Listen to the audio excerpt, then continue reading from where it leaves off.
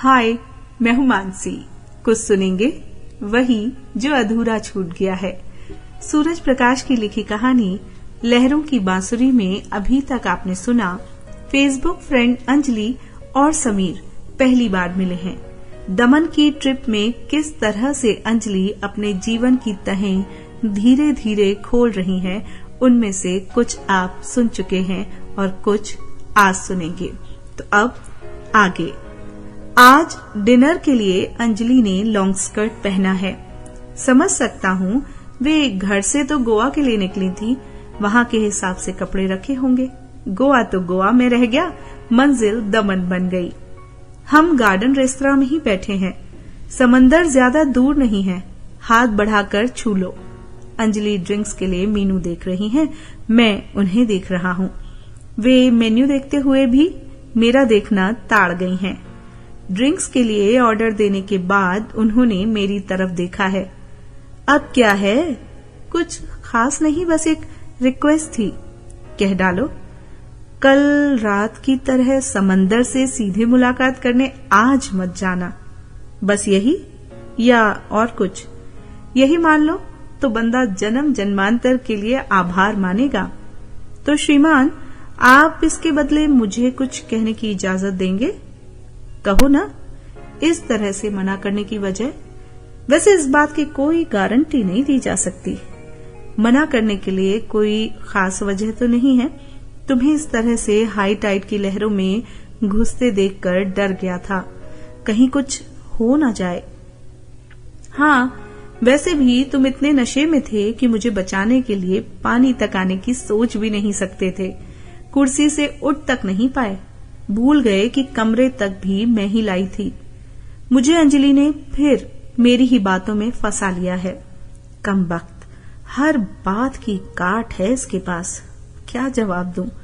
अंजलि ने ही बात संभाली है। दरअसल तुम अचानक सोच ही नहीं पाए कि मैं कुछ ऐसा भी कर सकती हूँ। सुबह से एक के बाद एक झटके दे रही थी और ये झटका तुम्हारे लिए इतना बड़ा था कि तुम्हारे होश ही उड़ गए। एक पराई, शादीशुदा और पहली ही मुलाकात में क्या खेल दिखा रही है। बात तो अंजलि सही ही कह रही है। मैं सुबह से मिल रहे झटकों में ही डूब उतरा रहा था और रात वाला झटका तो मेरी नसों तक में उतर गया था। मैंने अंजलि को मनाने की कोशिश की है। अब रात गई बात गई, अपनी बात पूरी करो ना। दरअसल मुझे समझ नहीं आ रहा कि शुरू से शुरू करूं, अपनी बात आज से शुरू करके वहां तक पहुंचाऊं जहां से ये दौड़ शुरू की थी, या पीछे से आज तक की यात्रा करूं। बात लंबी है और पूरी बात करने में समय लगेगा। कहीं से भी शुरू करें, शाम अपनी है। ओके, दरअसल मैंने तुम्हें अपने बारे में बहुत कम बताया है। तुम्हें क्या, किसी को भी मेरे बारे में कुछ भी नहीं पता। कल से तुम एक चुलबुली, खिलंदड़ी और एक्स्ट्रा मॉड लड़की से ही मिल रहे हो, जो नेशनल हाईवे पे चलती गाड़ी में अपनी ब्रा उतार सकती है, खूब पीती है, बियर के साथ ब्रेकफास्ट करती है, 5 स्टार होटल में ठहरते हुए एक पराये मर्द के सामने समंदर में नंगे बदन उतर जाती है और इसी तरह की हरकतें करती रहती है। और हाँ, अपने फेसबुक फ्रेंड के साथ अपनी पहली ही मुलाकात में यादगार हॉलिडे मनाने के लिए दमन तक चली आती है और एक ही कमरे में ठहरती है। हाँ, जितना देखा और जाना है उससे तो यही इमेज बनती है। तुम्हें पता है ना समीर कि मैं गोवा जाने वाली थी। एक दिन हमारी ऑफिशियल मीट रहती और 2 दिन हमारे मजे मारने के लिए इंतजाम था। कम से कम 100 लोग होते वहां, लेकिन मैं अगली सुबह यानी मीट के अगले दिन ही गायब हो जाने वाली थी और सीधे केलंकूट बीच पर पहुंच जाती। तुम तो जानते ही हो कि केलंकूट बीच पर दुनिया भर से आए लोग दिन रात बीच पर ही नंग धड़ंग पड़े रहते हैं। मन होता है तो पानी में उतर जाते हैं और फिर आकर बीच पर लेट जाते हैं। मैं भी वही करने वाली थी, लेकिन वहां जा नहीं पाई और यहां आ गई। जितना कर सकी किया और आज भी करती, लेकिन अब तुमने आज के लिए मना कर दिया तो यही सही। आखिर मर्द जात हो ना, कैसे सहन कर पाते। कहती चलो। दरअसल ये एक तरीका होता है नेचर से, प्रकृति से सीधे इंटरेक्ट करने का, सीधे साक्षात्कार करने का। प्रकृति को इनवाइट करो कि वो पूरी शिद्दत के साथ, पूरी खूबसूरती के साथ अपने सारे कीमती उपहार आपको सौंपे, आपके पोर पोर को निहाल कर दे। ये मैंने कई बार किया है समीर, धूप के साथ, बरसात के साथ, चांदनी के साथ, मंद मंद बहती ठंडी हवा के साथ मैंने कई रातें झिलमिल तारों की संगत में नंगे बदन गुजारी हैं। वाह, वो कैसे भला? अपने घर की छत पर। मैंने अपने घर की एक छत ऐसी बनवा रखी है जहां कोई नहीं झांक सकता। चारों तरफ के घरों में सबसे ऊंची छत जहां मैं होती हूँ और खुला आसमान होता है। मेरा रूफ गार्डन है। मेरी पसंद के दुनिया भर के बेहतरीन फूलों का साथ होता है वहां। ये आसमान मेरा अकेलेपन का बेहतरीन दोस्त है। सर्दियों में वो मुझे भरपूर धूप का उपहार देता है, बरसात में पवित्र जल का उपहार मुझे मिलता है, और कई बार ऐसा भी हुआ है कि मैंने चांदनी रात में पूरी पूरी रात चांदनी को अपने नंगे बदन का स्पर्श करने दिया है। तब मैं होती हूँ और मेरे ऊपर खुला आसमान होता है।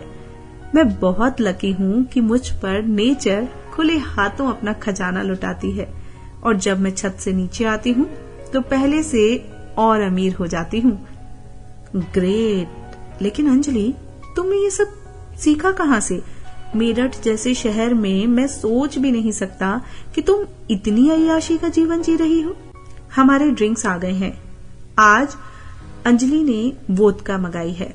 चीयर्स करते हुए अंजलि कह रही हैं, अरे मुझे ये सब सीखने के लिए कहीं जाना नहीं पड़ा, बस होता चला गया। बेशक यहाँ तक की यात्रा बेहद मुश्किल है और इतनी तकलीफों से भरी रही कि तुम सुनोगे तो दांतों तले उंगली दबा लोगे। यात्रा के बारे में बाद में बताना, जो बता रही हो ज्यादा रुमानी है, वही बताती चलो। तो सुनो, एक शब्द होता है सेल्फ एक्चुअलाइजेशन।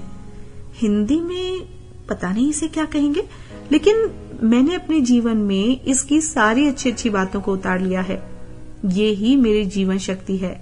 इस अकेले शब्द ने मेरी जिंदगी बदल कर रख दी है, वरना मैं कहाँ थी, ये सोच के ही मेरी रूह कांप जाती है।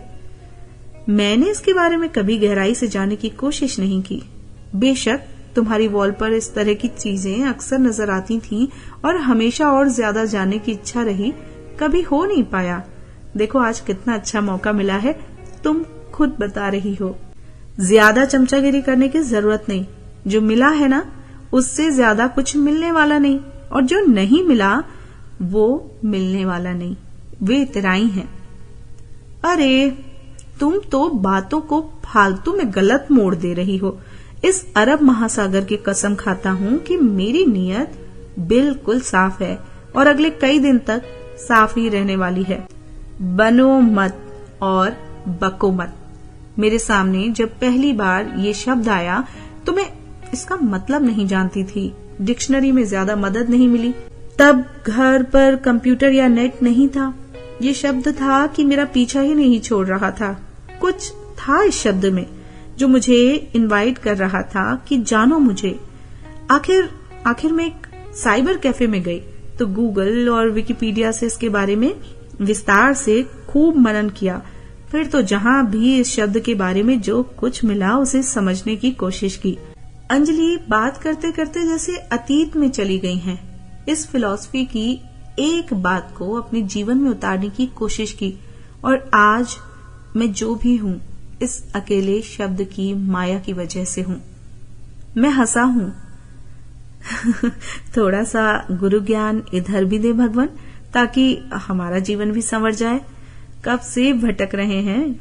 सेल्फ एक्चुअलाइजर वो व्यक्ति होता है जो अपने जीवन को रचनात्मक तरीके से, क्रिएटिविटी के साथ जीता है और अपनी क्षमताओं का भरपूर इस्तेमाल करके बेहतर जीवन जीने की कोशिश करता है। वो ऐसी सोच रखता है कि वो जो काम कर सकता है उसे जरूर करे। वेरी इंटरेस्टिंग, कहती चलो। इस बात की कई परतें हैं जो एक एक करके खुलती हैं। मैं बहुत थोड़े शब्दों में बताऊंगी। अंजलि ने वेटर को अपना ग्लास भरने का इशारा किया है।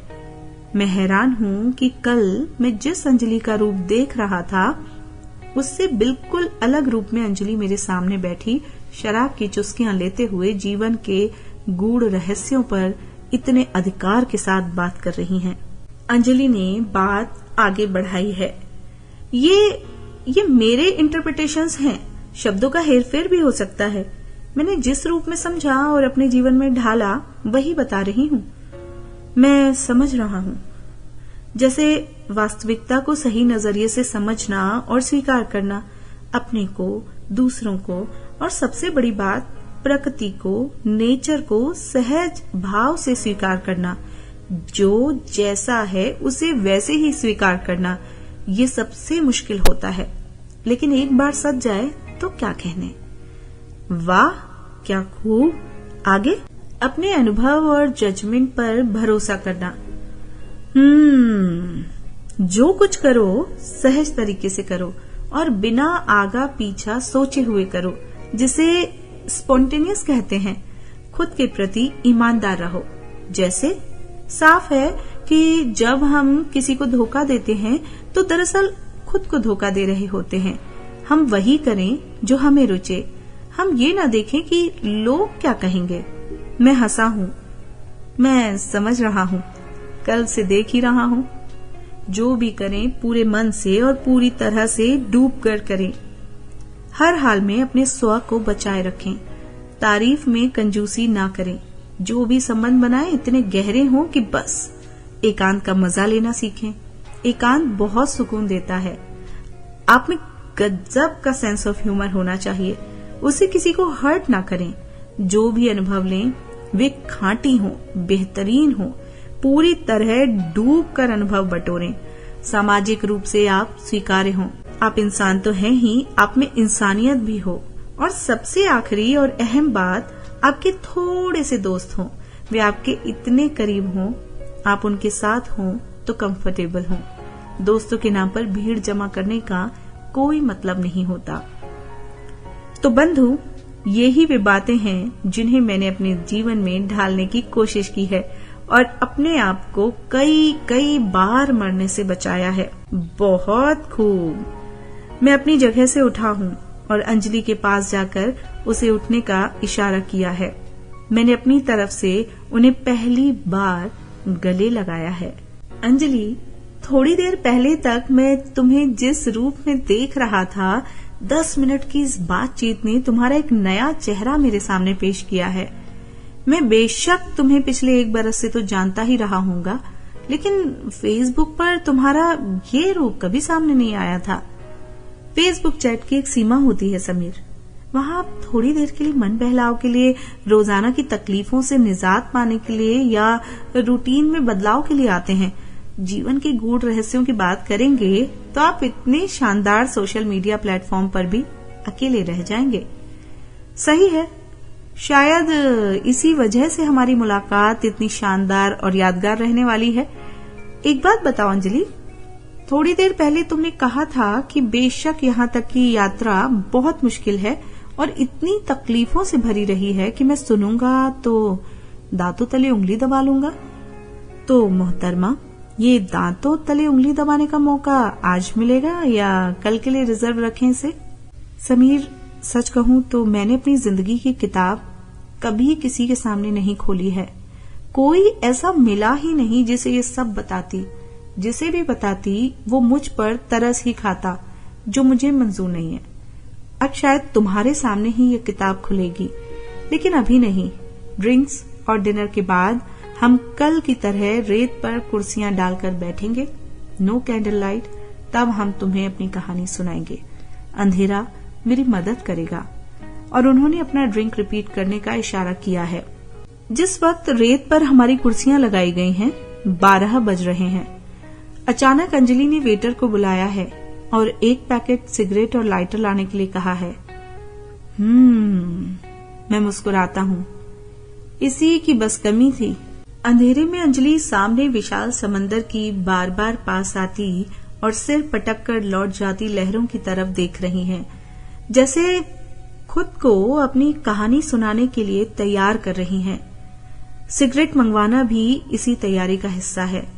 उन्होंने सिगरेट सुलगाई है और पहला कश लगाया है। 17 बरस की थी जब देसराज के घर से मेरे लिए रिश्ता आया था। देसराज मेरे पति का नाम है। इस नाम ने और इस नाम के शख्स ने कभी मेरे कानों में घंटियां नहीं बजाई। तुमने टॉल्स्टॉय का उपन्यास एना कैरेनिना पढ़ा होगा ना? उस महान उपन्यास में एना पहले ही पेज पर कहती हैं कि लोग अपने पार्टनर को उसकी सारी खराबियों के बावजूद प्यार करते हैं, लेकिन मेरी तकलीफ ये है कि मैं अपने पति को उसकी सारी अच्छाइयों के बावजूद प्यार नहीं कर पाती। समीर, मेरी भी यही तकलीफ है। मैं कभी देसराज को प्यार नहीं कर पाई और ना ही मुझे उस शख्स का प्यार मिला। तो मैं अपनी शादी का किस्सा बता रही थी। मैं नाबालिग थी, लेकिन इतनी समझ जरूर थी कि इतनी कम उम्र में शादी नहीं करनी चाहिए। लेकिन मेरे माता पिता के सामने कुछ ऐसी मजबूरी आन पड़ी थी कि वे चाह कर भी इस रिश्ते को ठुकरा नहीं सकते थे। मेरे पापा कस्बे के हाई स्कूल के हेडमास्टर थे। हमारा घर भी कस्बे और गांव के बीच से ही किसी जगह में था। कुछ दिन ही पहले हमारे घर में एक बहुत बड़ा हादसा हो गया था, जिसकी वजह से देसराज जी के घर से आए शादी के प्रस्ताव को किसी भी कीमत पर ठुकराया नहीं जा सकता था। मेरे इकलौते मामा की हत्या कर दी गई थी और मेरी मामी अपने दोनों बच्चों के साथ हमारे ही घर पर आने को मजबूर हो गई थी। इतने अच्छे घर बार से आया रिश्ता देखकर मम्मी पापा ने अपने सिर जोड़े थे और तय किया था कि बिना दूल्हे को देखे होने वाली शादी को स्वीकार कर लिया जाए। इस गणित से बहुत सारे समीकरण हल होते थे। अच्छा खासा घर बार था, दहेज की कोई मांग भी नहीं थी और शादी का सारा खर्चा लड़के वाले करने वाले थे। हंसी आती है समीर कि हमारे यहाँ दूल्हा हमेशा लड़का ही रहता है। ये बात मुझसे छुपा ली गई थी कि ये लड़का देसराज जिससे मैं ब्याही जा रही थी 31 बरस का था और मुझसे 14 बरस बड़ा था। मैं 17 बरस की भी नहीं थी और 11वीं में पढ़ रही थी। मेरी एक भी नहीं सुनी गई थी और मेरी शादी कर दी गई थी। मेरी ससुराल वालों ने बहुत जोर देने पर इतना वादा जरूर किया था कि मुझे पढ़ाई जारी रखने देंगे और हम ब्याह दिए गए थे। इस विवाह से 2 अपराध एक साथ हुए थे। एक तो बाल विवाह और दूसरे मेरे नाबालिग होने के कारण देसराज का मुझसे शारीरिक संबंध। नाबालिग लड़के से शारीरिक संबंध चाहे वो अपनी पत्नी क्यों न हो, बलात्कार ही तो कहलाएगा। सुहागरात के समय ही मैंने देसराज को देखा था। ना तो इस शादी में ऐसा कुछ था जो मुझे पसंद आता और ना ही देसराज में ही ऐसा कुछ था जो मुझे बांधता। मेरा भरा पूरा ससुराल था। सास, ससुर, 2 जेठ, जेठानियां, ननदें। बड़ी जेठानी के घर में चलती थी क्योंकि उनका एक बेटा था। मुझसे बड़ी जेठानी की 2 लड़कियां थीं। संयुक्त घर और संयुक्त खानदानी कारोबार। मेरा बहुत अच्छे से स्वागत हुआ था। बेहद सुंदर जो थी मैं। पता चला था कि मुझसे पहले देसराज कम से कम 50 लड़कियां रिजेक्ट कर चुका था। मेरा बस चलता तो हर बार मैं ही उसे 50 बार रिजेक्ट करती। घर में सबसे छोटी होने के कारण सबकी सेवा करने का अनकहा भार मुझ पर आ पड़ा था। अपने घर में काम करने की आदत थी तो निभ जाता था। तभी मेरे साथ दूसरा हादसा हुआ था। अपने 18वें जन्मदिन से एक दिन पहले मेरा मिसकैरेज हुआ था। पूरे परिवार को लकवा मार गया था। सबसे बड़ी जेठानी का इकलौता बेटा आवारा था और मुझसे बड़ी जेठानी की 2 लड़कियां थीं और अब दोनों ही बच्चे पैदा करने की उम्र लगभग पार कर चुकी थी। परिवार की सारी उम्मीदें मुझ पर थीं और तभी अंजलि ने पीछे मुड़कर देखा है। थोड़ी दूर अंधेरे में एक वेटर ट्रे हाथ में लिए खड़ा है। पता नहीं किस चीज की जरूरत पड़ जाए। अंजलि ने बेहद स्नेह से मुझसे कहा है, यार उससे कहो कि हमें कुछ नहीं चाहिए। यहाँ इस तरह से ड्यूटी बजाने की जरूरत नहीं है। बेशक जाने से पहले एक शॉल दे जाए। एक काम और करना समीर, उसे या किसी और को लाने के लिए मत कहना। खुद जाकर मेरे लिए विस्की का एक extra pack 90 ml with soda लेते आओ प्लीज। और सुनो, अपने लिए मत लाना, तुम्हारी लिमिट मेरी लिमिट से कम है। Don't torture yourself. बहुत प्यास लगी है डियर, करोगे ना इतना सा काम? मैं उठा हूं। इस समय अंजलि मुझे बेहद खूबसूरत, मासूम और निरीह बच्ची लग रही है जिसे आंचल में छुपा लिया जाना चाहिए। मैं उसका कंधा थपथपाता हूं। इट्स ओके, अभी लाता हूं। मैंने अंजलि को अच्छी तरह से शॉल उड़ा दी है। उन्होंने विस्की का गिलास थामते हुए मुझे अपनी कुर्सी और उसकी कुर्सी के नजदीक करने का इशारा किया है। अपना हाथ बढ़ाया है मेरा हाथ थामने के लिए। मेरा हाथ उन्होंने अपनी गोद में रखकर अपने हाथ में थाम लिया है। एक लंबा घूंट लेकर अंजलि ने कहना शुरू किया है, ऐसे कठिन समय में मुझे अपने पति की तरफ से हर तरह के मानसिक और भावनात्मक संबल की जरूरत थी और वही मुझसे दूर जाकर खड़ा हो गया था। यहां तक कि उसने मुझसे बात तक करनी बंद कर दी थी, जैसे मिसकैरेज करके मैंने उसके खानदान के प्रति कोई अपराध कर दिया हो। वो जानबूझकर काम के सिलसिले में टूर पर जाने लगा था। पागल था। दूसरा बच्चा होने के लिए तो उसे मेरे पास आना और सोना ही था। वो कई दिन ये दोनों काम टालता रहा। मेरे लिए भी अच्छा रहा कि मेरी सेहत इस बीच ठीक हो गई थी। बेशक सबका मेरे प्रति व्यवहार चुभने की हद तक खराब हो चुका था। अब मेरा एक ही काम रह गया था। मैं दिन भर घर में अकेली छटपटाती रोती रहती और सास के ताने सुनती रहती। वहां कोई मेरे आंसू पोंछने वाला नहीं था। कुल मिलाकर 18 बरस की उम्र और 11वीं पास अकेली लड़की कर ही क्या सकती थी। माँ बाप ने तो अपना फर्ज पूरा कर दिया था। उन पर दोबारा बोझ डालने के बारे में तो सोच भी नहीं सकती थी। सास सामने पड़ती तो उसकी गालियां सुनती और पति के सामने पड़ती तो उसकी गालियां हिस्से में आती। मेरी जेठानी बेशक मेरी तरफदारी करती थी। वो अपनी बच्ची की तरह प्यार करती। मैं हर तरफ से बिल्कुल अकेली हो गई थी। कोई भी तो नहीं था मेरे पास जिसे अपने मन की कोई बात कह पाती। एक दो बार मन में आया कि जान ही दे दूं। क्या रखा था जीने में। 18 बरस की उम्र में ही सारे दुख और सुख देख लिए थे। घर के पिछवाड़े जामुन का एक पेड़ था। उसके तले बैठकर रोना मुझे बहुत राहत देता था। एक दिन मैंने देखा कि पीछे के घर से हमारे आंगन में खुलने वाली खिड़की में एक युवक मुझे देख रहा है। मैं घबरा कर अंदर आ गई थी।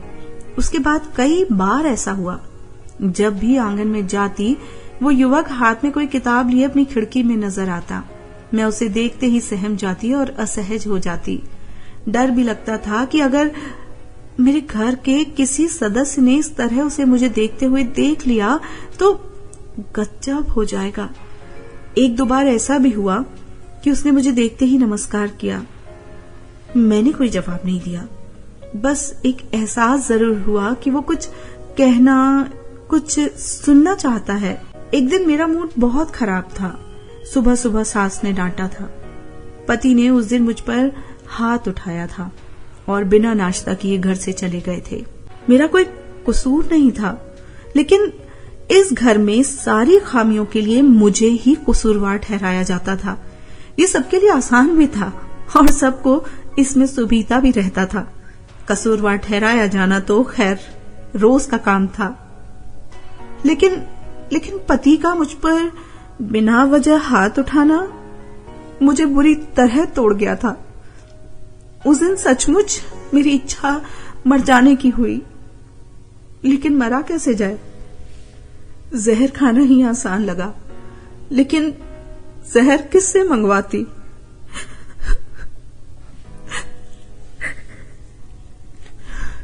तभी मुझे याद आया कि खिड़की वाले लड़के से कहकर जहर मंगवाया जा सकता है। मुझे नहीं पता था कि आत्महत्या करने के लिए कौन सा जहर खाया जाता है, कहां से और कितने में मिलता है। मेरे पास 50 रुपए रखे थे। मैंने वही लिए और एक कागज पर लिखा, मुझे मरने के लिए जहर चाहिए, ला दीजिए। मैंने अपना नाम नहीं लिखा था। जो कि वो लड़का मुझे खिड़की पर दिखाई दिया मैंने उसे रुकने का इशारा किया और मौका देखकर वो कागज और 50 का नोट उसे थमा दिया। अंजलि रुकी हैं, एक लंबा घूंट भरा है और सामने देख रही हैं। हवा में खुनकी बढ़ गई है और लहरें हमारे पैरों तक आने लगी हैं। वे आगे बता रही हैं। कागज लेने के बाद उसने खिड़की बंद कर दी थी। मैं बार बार आकर देखती रही, लेकिन फिर खिड़की नहीं खुली। 2 घंटे बाद हमारे घर का दरवाजा खुला था और उस लड़के की माँ किसी बहाने से हमारे घर आई थी। कुछ देर तक मेरी सास और जेठानी से बातें करने के बाद वो बहाने से मुझे अपने साथ अपने घर ले गई थी। इतने दिनों में ये पहली बार हो रहा था कि मैं अपने घर से निकली थी, उनके घर गई थी। उस भली औरत ने मेरे सिर पर हाथ फेरा था, मुझे नाश्ता कराया था और फिर धीरे धीरे सारी बातें मुझसे उगलवा ही ली थी। मुझे युवक पर गुस्सा भी आ रहा था कि छोटी सी बात को पचा नहीं पाया और जाकर माँ को बता दिया। अच्छा भी लगा था। माँ की बातें सुनकर अब तक मरने का उत्साह भी कम हो चला था। उसकी माँ मेरी माँ जैसी थी और उन्होंने मुझे बहुत प्यार से समझाया था और बताया था कि मर जाना लड़ना नहीं होता, अपनी लड़ाई खुद लड़नी होती है और लड़ने के लिए जीना जरूरी होता है। इस सारे समय के दौरान युवक कहीं नहीं था, मुझे उसका नाम भी नहीं पता था। नितिन की माँ से मिलकर जब मैं अपने घर लौटी तो मेरी हिम्मत बढ़ी थी। मुझे नितिन की माँ में अपनी माँ मिल गई थी। अब मेरा उनके घर आना जाना हो गया था। नितिन से मेरी नाराजगी भी दूर हो गई थी। अब हम अच्छे दोस्त बन गए थे। अपनी माँ के कहने पर उसने मेरे लिए पहला काम ये किया था कि मेरे लिए प्राइवेट इंटर के लिए फॉर्म ला कर दिया था और अपनी पुरानी किताबें और सारे नोट्स मुझे दे दिए थे। उसी से पता चला था कि वो बीए कर रहा था। अपना जेब खर्च पूरा करने के लिए दिन भर ट्यूशंस पढ़ाता था। अब मुझे एक बेहतरीन दोस्त मिल गया था। मैं उससे अपने मन की बातें कह सकती थी। मैं अब रोती नहीं थी। नितिन ने मेरी आंखों में आंसुओं की जगह खूबसूरत सपने भर दिए थे। प्यार भरी जिंदगी का सपना, अपने पैरों पर खड़ा होने का सपना, पढ़ने का सपना, ये सपना और वो सपना। अब किताबों की संगत में मेरा समय अच्छी तरह गुजर जाता था। उसने मेरी हिम्मत बढ़ाई थी। उसने और घर वालों की जली कटी सुनने और उनका मुकाबला करने का हौसला दिया था। मैं अब घर वालों की परवाह नहीं करती थी। मुझे नितिन ने ही बताया था कि आप सबकी परवाह करके किसी को भी खुश नहीं कर सकते। सबसे बड़ी खुशी अपनी होती है। अगर खुद को खुश करना सीख लें तो आप दुनिया को फतह कर सकती हैं। कितना सयाना था और कितना बुद्धू भी नितिन। अब मेरा सारा ध्यान पढ़ाई की तरफ था। ठान लिया था कि कुछ करना है। 17 और 18 बरस की उम्र में जो खोया था, बेशक उसे वापस नहीं पा सकी थी, लेकिन ये तो कर ही सकती थी कि चाहे कुछ भी हो जाए और नहीं खोना है। नितिन और उसकी माँ मुझे बिल्कुल कमजोर न पड़ने देते। मैंने 12वीं का एग्जाम दिया था और अब पूरी तरह से खाली थी। फिर भी नितिन की कोशिश रहती कि मैं बिल्कुल भी वक्त बर्बाद न करूं, कुछ न कुछ पढ़ती रहूं। उसी की मदद से एक अच्छी लाइब्रेरी में मेंबरशिप मिल गई थी और इस बहाने मुझे घर से बाहर निकलने का मौका मिल गया था। देसराज और सास कुड़ते रहते, ताने मारते और मेरे चरित्र पर उंगलियां उठाते, लेकिन अब मैं सबसे बहुत दूर आ चुकी थी। अब मैं और नितिन बाहर ही मिलते और एक बार तो मैंने हिम्मत करके उसके साथ एक फिल्म भी देख डाली थी। अभी तक ना तो नितिन ने और ना ही मैंने ही ये कहा था कि हम दोनों के बीच में कौन सा नाता है। मुझे नहीं पता था, मैं पूछ भी नहीं सकती थी कि वो सब मेरे लिए क्यों करता है। मैं घर वालों के विरोध के बावजूद नितिन की और सिर्फ नितिन की बात मानती थी। तब मैं कहाँ जानती थी कि प्यार क्या होता है। देसराज मुझसे 14 बरस बड़ा था। उसे भी कहाँ पता था कि प्यार क्या होता है। पता होता तो मुझे जहर मांगने के लिए नितिन की मदद क्यों लेनी पड़ती और क्यों मेरी जिंदगी ही बदल जाती।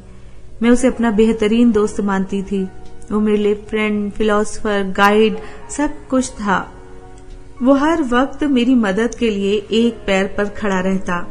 उसे पता था कि उसे मेरे घर वाले बिल्कुल पसंद नहीं करते थे, एक जवान पड़ोसी का इस तरह से जवान और किस्मत से खूबसूरत बहू से मिलना कौन बर्दाश्त कर सकता है। इसलिए हमने बाहर मिलना शुरू कर दिया था। उसकी मदद के बिना मैं एकदम अधूरी थी। एक दिन उसने मुझे एक रेस्तरां में चाय पीने के लिए बुलाया था। ये पहला मौका था कि हम इस तरह से चाय पर मिल रहे थे। उसने मेरे सामने एक पैम्फलेट रखा था। पूछा था मैंने, ये क्या है? खुद ही पढ़ लो, उसने कहा था। एक बड़ी कंपनी अपने प्रोडक्ट की डायरेक्ट मार्केटिंग के लिए शहर में डायरेक्ट सेलिंग नेटवर्क बनाना चाहती थी। उन्हें ऐसे एजेंट चाहिए थे जो पार्ट टाइम या फुल टाइम काम कर सकें। यह हमारे शहर के लिए बिल्कुल नई बात होती। पहले 1000 रुपए देकर सामान खरीदकर उनका एजेंट बनना था। मैंने नितिन से कहा था कि ना तो मेरे पास 1000 रुपए हैं और ना ही इस तरह के काम का कोई अनुभव ही है। घर वालों से तो मैं किसी तरह से निपट ही लेती। नितिन बोला था, सब हो जाता है। पहला कदम मुश्किल होता है, उसके बाद के कदम आसान हो जाते हैं। मेरे लिए 1000 रुपए भी नितिन ने जुटाए थे। एक तरह से जबरदस्ती ही उसने मुझे ये एजेंसी दिलवाई थी। वही मेरे लिए सामान लेकर आया था। मैं समझ नहीं पा रही थी कि इस देवदूत का कैसे आभार मानूं। वो कोई नौकरी नहीं करता था। मेहनत से कमाया अपना पूरा जेब खर्च उसने मेरे लिए एक नई जिंदगी की शुरुआत करने के लिए खर्च कर डाला था। घर में मेरा विरोध हुआ था, लेकिन मैंने भी तय कर लिया था कि पढ़ना भी है और अपने पैरों पर खड़ा भी होना है। मुझे अपना सामान बेचने के लिए शुरुआती ग्राहक ढूंढने में बहुत दिक्कत होती थी। मेरठ जैसे शहर में विदेशी मेकअप और दूसरा सामान बेचना आसान काम नहीं था। बरसों पुरानी आदत बदलना आसान नहीं होता। काम के लिए रोजाना 10-20 लोगों से मिलना पड़ता। सामान का बैग उठाए उठाए घर घर भटकना पड़ता। हर तरह की बातें सुननी पड़ती। फलां घर की बहू घर घर जाकर अपनी इज्जत नीलाम कर रही है। नितिन मेरा हौसला बढ़ाए रखता, कुछ ग्राहक भी दिलवा देता, लेकिन पहले 2-3 महीने मेरा काम संतोषजनक नहीं रहा था। मैं थक चुकी थी। बेशक मेरा लड़की होना, सुंदर होना मेरे काम को आसान करते थे, लेकिन ये तरीका मुझे मंजूर नहीं था। नंगी और भेदती निगाहों का सामना करना पड़ता। एक बार नितिन के कहने पर उसके एक दोस्त की बहन के घर गई थी कुछ सामान बेचने। दोस्त की बहन तो नहीं मिली थी, लेकिन उसके ससुर घर पर अकेले थे। पानी पिलाने और सामान देखने के बहाने उस बुढ़े ने मुझे एक तरह से नोच खसोट ही लिया था। शाम को घर आकर 2 बार नहाने के बावजूद मैं अपने बदन से उसकी चिपकी और गंदी निगाहें हटा नहीं पाई थी। ऐसा अक्सर होता। तभी 3 अच्छे काम हुए थे और घर में मेरी इज्जत बढ़ गई थी। मैं इंटर पास हो गई थी। मैं दोबारा मां बनने वाली थी और कंपनी ने एक नई स्कीम निकाली थी कि आप अपने बल पर जितने एजेंट बनाएगी उनकी बिक्री का लाभ भी आपको मिलेगा। मुझे ये तरीका पसंद आ गया था। मैं इसी मुहिम में जी जान से जुट गई थी।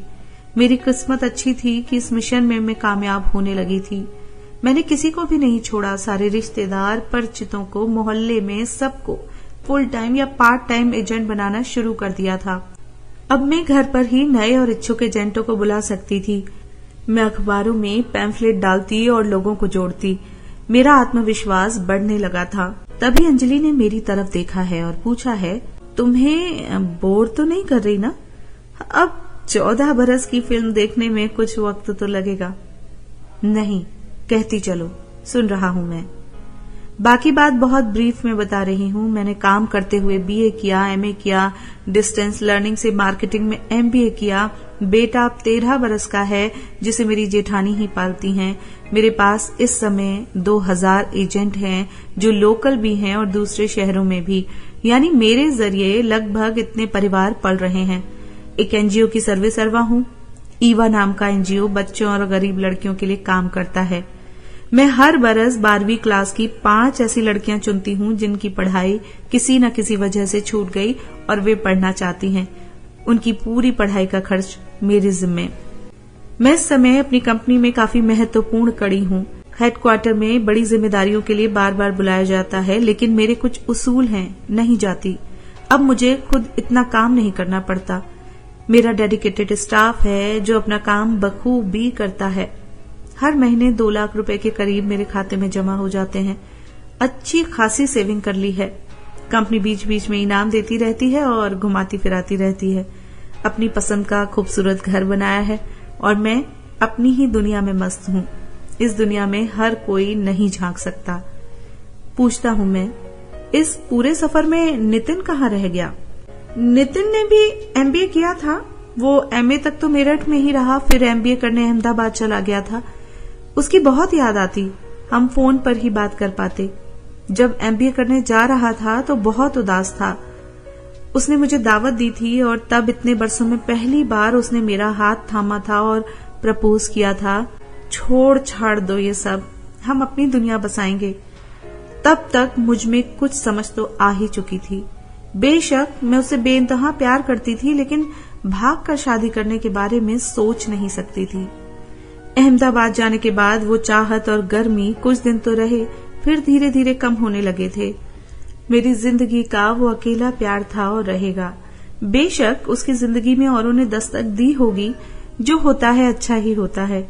आजकल यूएस में है। मैं अपने पहले और इकलौते प्यार को कभी नहीं भूल पाई। यही होना होता है जीवन में अंजलि। जो हमारा जीवन संवारते हैं, हमें उन्हीं का साथ नहीं मिल पाता। मैंने बहुत तकलीफें भोगी हैं समीर। वहां से यहां तक की 15 बरस की दौड़ बहुत मुश्किल रही है। कई बार यकीन नहीं होता कि ये सफर मैंने अकेले तय किया है। कहती चलो, मैं अंजलि को दिलासा देता हूँ।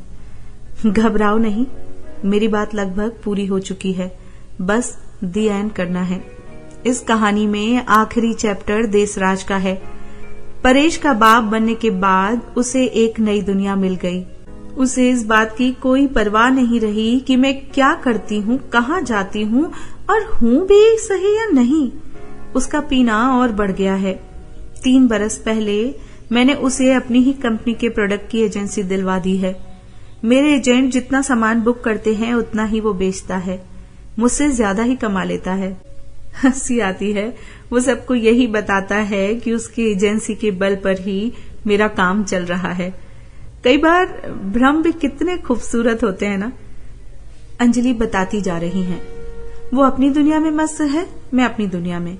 कहने को हम पति पत्नी हैं, लेकिन इस रिश्ते की कई रस्में निभाए बरसों बीत गए हैं। मैं अभी 32 की हूँ और देसराज 46 का। बेशक उससे मेरे वे संबंध नहीं रहे हैं, लेकिन फिर भी मैंने कभी उससे कोई बेईमानी नहीं की। खुद को पूरी तरह काम में खपाए रखती हूँ। 1 मिनट के लिए भी खाली नहीं बैठती हूँ। हर वक्त कुछ न कुछ करती ही रहती हूँ। ध्यान, yoga, gym, social commitments, NGO, बच्चे, प्रकृति। सर समीर, इस सेल्फ एक्चुअलाइजेशन ने तो मेरी जिंदगी ही बदल दी है। मेरे सारे काम इसी से कंट्रोल होते हैं। मैं समझ रहा हूँ अंजलि। मैं उसका कंधा थपथपाता हूँ। मैं अंधेरे में अंजलि का चेहरा नहीं देख पा रहा हूँ, लेकिन उसकी आवाज का दर्द बता रहा है कि वो कितनी तन्हा है। दोस्त चला गया, पति न अपना था न अपना रहा।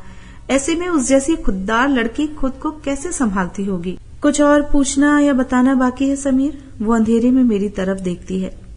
नहीं अंजलि, सब कुछ तो तुमने बता दिया है। सच में यकीन नहीं हो रहा कि जो अंजलि मेरे पास बैठी हैं, जो मुझे पहली बार मिली है और जिसे मैं 2 दिन से लगातार न सिर्फ देख रहा हूँ बल्कि पूरी शिद्दत से महसूस कर रहा हूँ, यहाँ तक पहुंचने की तुम्हारी तकलीफ की बातें सुनकर दहल गया हूँ। तुम्हें सलाम है दोस्त। अंजलि ने मेरा हाथ दबाया है। वो सब तो ठीक है, लेकिन तुमने ये नहीं पूछा कि इस ग्लास से मेरी दोस्ती कब और कैसे हो गई। वो मेज पर रखे ग्लास की तरफ इशारा करती है। मैं हंसता हूँ। नहीं, मैं समझ रहा हूँ। दोस्त चला गया हो, जीवन साथी कभी अपना न रहा हो और अपनी मेहनत के बलबूते पर सफलता मिलने लगी हो, तो सेलिब्रेट करने के लिए कोई तो साथी चाहिए ही। तब भरा हुआ ग्लास सबसे अच्छा दोस्त होता है। चाहे उसे कितनी भी बार खाली करो, चाहे किसी भी ड्रिंक से भर दो, कोई शिकायत नहीं करता। सही कह रहे हो समीर। अब ये ग्लास ही मेरा सबसे अच्छा दोस्त है। देसराज वैसे तो आम दुकानदार किस्म का आदमी है, लेकिन एक बात उसमें बहुत अच्छी है। वो बहुत सलीके से पीता है। घर पर ही उसने एक बढ़िया सा बार बना रखा है। उसके पास बेहतरीन कटलरी है और हर तरह की शराबों का शानदार कलेक्शन है उसके पास। मैं हंसा हूँ। अच्छा तो घर का माल घर पर ही? पहली बार मैंने उसके बार में से ही चुरा कर पी थी। उस दिन जब नितिन के दोस्त की बहन के ससुर ने मुझ पर हाथ डाला था, मुझे तब पता ही नहीं था कि कौन सी बोतल में क्या है और उसे पीते कैसे हैं। बस ग्लास में डाली थी और हलक से नीचे उतार ली थी। फिर तो सिलसिला बनता चला गया। अब तो तय करना ही मुश्किल है कि देसराज ज्यादा पीता है या मैं ज्यादा पीती हूँ। अब चलें समीर, ये पानी तो अब कुर्सी पर चढ़कर सिर तक आने को बेताब हो रहा है। मैं सहारा देकर अंजलि को कमरे तक लाता हूँ। कल अंजलि मुझे सहारा देकर लाई थी, आज मैं। अंजलि वॉशरूम में गई हैं, तो मैं पहले कमरे में ही पसर गया हूँ, लेकिन बाहर आते ही उन्होंने मुझे उठा दिया है। ये बेईमानी नहीं चलेगी, तुम जाओ अपने कमरे में, और मेरा हाथ थाम कर बेडरूम में ले आई हैं। अभी मेरी आंख लगी ही है कि झटके से मेरी नींद खुली है। अंजलि मेरे कंधे पर झुकी मुझसे पूछ रही हैं, क्या मैं थोड़ी देर के लिए तुम्हारे पास सो सकती हूँ? मैं उठ बैठा हूँ। ओह श्योर कम। मैंने उनके लिए तकिया ठीक किया है, लेकिन वे दुबक कर छोटी सी मासूम बच्ची की तरह मेरे सीने से लगकर सो गई हैं। इतनी बोल्ड सी दिखने वाली अंजलि अब एक बच्ची की तरह नजर आ रही हैं। सूरज प्रकाश की लिखी कहानी लहरों की बांसुरी में अभी और कितनी तहें बाकी हैं, बस कल तक का इंतजार। हम इस कहानी का चौथा और अंतिम भाग आपको कल सुनाएंगे। आशा है आप इंतजार करेंगे। अभी मानसी आपसे बस इतना ही कहना चाहती है कि अगर अभी तक सब्सक्राइब नहीं किया है तो साइड में वो रेड बटन आपसे प्रेस होने के लिए ही बना है, और नोटिफिकेशंस बेल भी प्रेस कर दीजिएगा ताकि आपको नई कहानी, नए किस्से और कविताओं के नोटिफिकेशंस मिलते रहें। बाय बाय, अलविदा।